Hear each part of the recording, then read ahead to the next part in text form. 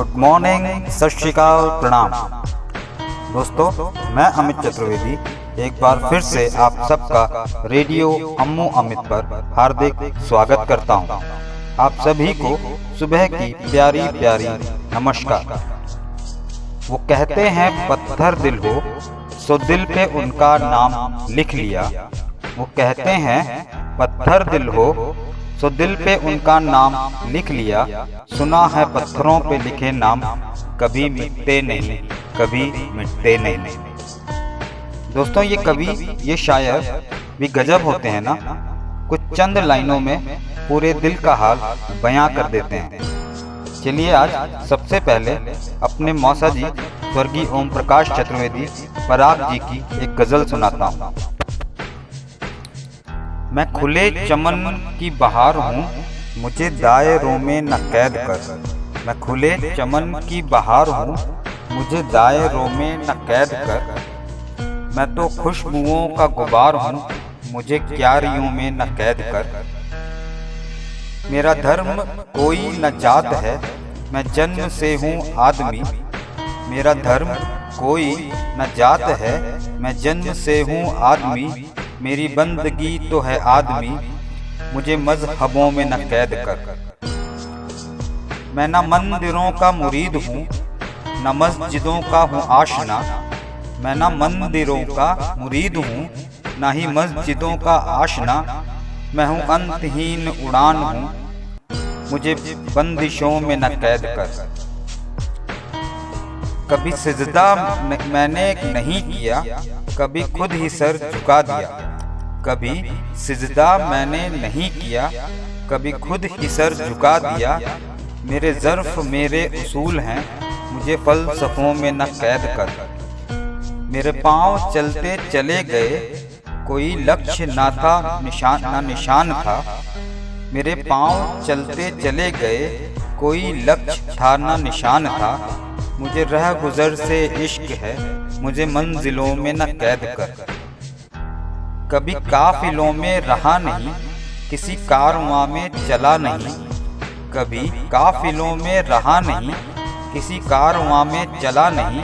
मुझे रास न आई रौनकें, मुझे महफिलों में न कैद कर। कभी मैं कदे में पनाह ली, कभी बुत कदे से झगड़ पड़ा। कभी मैं कदे से पनाह ली, कभी बुत कदे से झगड़ पड़ा। मैं न रस्म हूँ न रिवाज हूँ, मुझे कायदों में न कैद कर। मैं वो आग हूँ जो जली नहीं, मैं वो बर्फ हूँ जो गली नहीं। मैं तो रेत पर लिखा गया, मुझे कागजों में न कैद कर। कभी लोरियों ने जगा दिया, कभी रत जगों ने सुला दिया। कभी लोरियों ने जगा दिया, कभी रत जगों ने सुला दिया। मैं तो दुश्मनों का ही प्यार हूँ, मुझे दोस्तों में न कैद कर।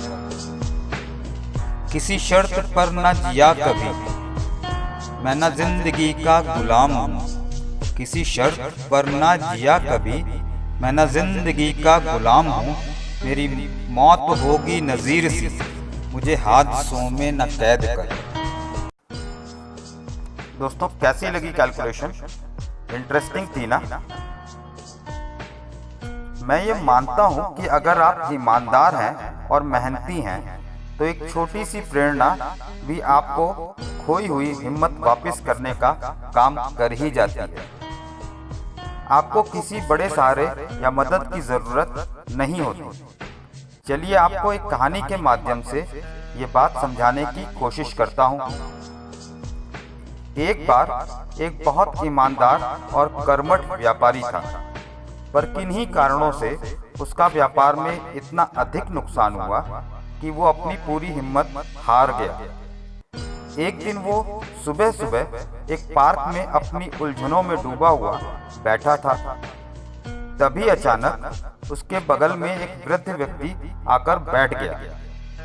उस वृद्ध व्यक्ति ने उस व्यापारी से पूछा कि बेटा, तुम बड़े परेशान लग रहे हो, क्या बात है?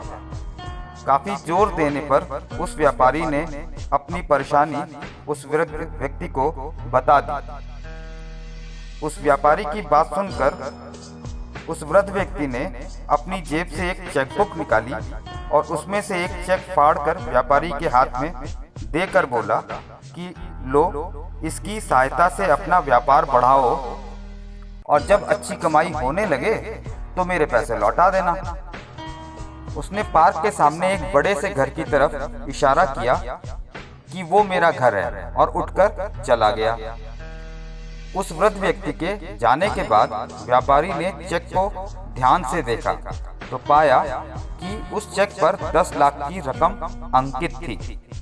व्यापारी बहुत खुश हुआ और अपने घर की तरफ चल दिया।